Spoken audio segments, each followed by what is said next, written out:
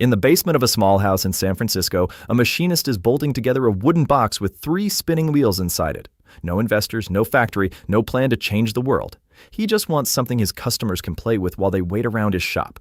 He has no idea he is about to invent the single most profitable machine in the history of entertainment, and that he will never make a fortune from it. This is the story of Charles Fey, the Liberty Bell, and the machine that built modern gambling without ever making its inventor rich. Charles Fey was not born Charles. He was born August Fey in Bavaria in 1862. August got dropped somewhere after he left Europe, reportedly because he wasn't fond of the nickname it got him. He trained as an instrument maker, worked his way through France and England, and eventually landed in the United States in the 1880s, chasing the same thing every immigrant mechanic of that era was chasing: steady work with his hands. He ended up in San Francisco. By the late 1880s, he was fixing machinery for a living, and in his spare time, tinkering with something else entirely: a cordon-operated device that could pay a person out automatically with no attendant needed to hand over the winnings. Automatic payout wasn't a new idea in 1890. Other machines already existed that tried it, but they were clunky, easy to cheat, and limited in how many outcomes they could offer. Fey thought he could do better. Somewhere between 1894 and 1895, accounts differ slightly on the exact year, Fey finished a machine unlike anything that had come before it. 3 spinning reels, 10 symbols each, horseshoes, hearts, diamonds, spades, stars, and a cracked bell. Pull the lever, the reels spin, and if the symbols lined up right, the machine paid you out on the spot. No attendant, no ticket, no waiting. He called it the Liberty Bell. And here's the part that made it dangerous. With 3 reels of 10 symbols each, there were 1,000 possible combinations. A player standing in front of it had basically no way to calculate their odds just by watching. That uncertainty, that maybe this time, is the entire emotional engine every slot machine has run on ever since. Fey didn't sell his machines outright. He leased them, placed them in San Francisco saloons and cigar stores on a straight profit split with the owner, and came by himself to service them, empty the coin box, and split the take. It was a good business.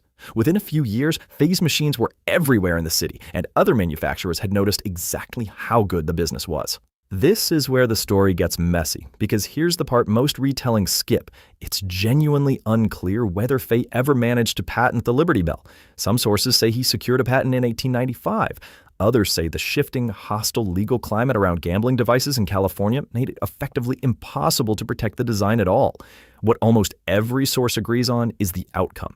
Patent or no patent, it didn't hold. A competitor, the Mills Novelty Company, built a machine that copied Fey's mechanism closely enough that it barely needed disguising and started selling it nationwide. Fey had invented the format, Mills got the country. If you're into stories like this, the inventor who builds the thing and then watches somebody else cash the check, that's basically the whole channel. I'll get back to 1906 in a second, because that's when Fey's whole operation nearly burned to the ground. Literally.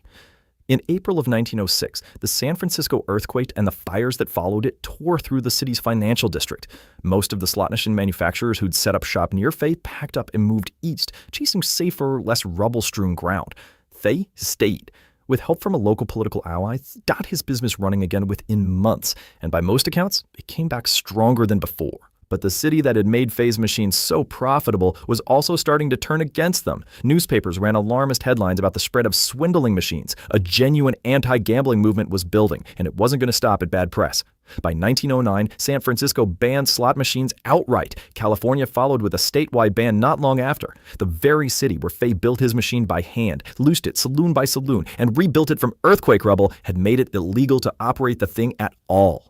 Fey kept working, kept adapting, kept building machines almost to his death in 1944. But the empire that grew out of his invention had already moved on without him, and it wasn't just Mills Novelty anymore. It was an entire industry, spreading state to state, mutating the fruit symbols and bar symbols we still recognize today, completely detached from the man who built the first working version in a basement. In 1931, Nevada legalized gambling outright. Las Vegas didn't invent the slot machine, and it didn't even invent the idea of a machine paying out automatically. Charles Fey had already done both of those things 35 years earlier for the price of a lever pull in the back of a San Francisco cigar store.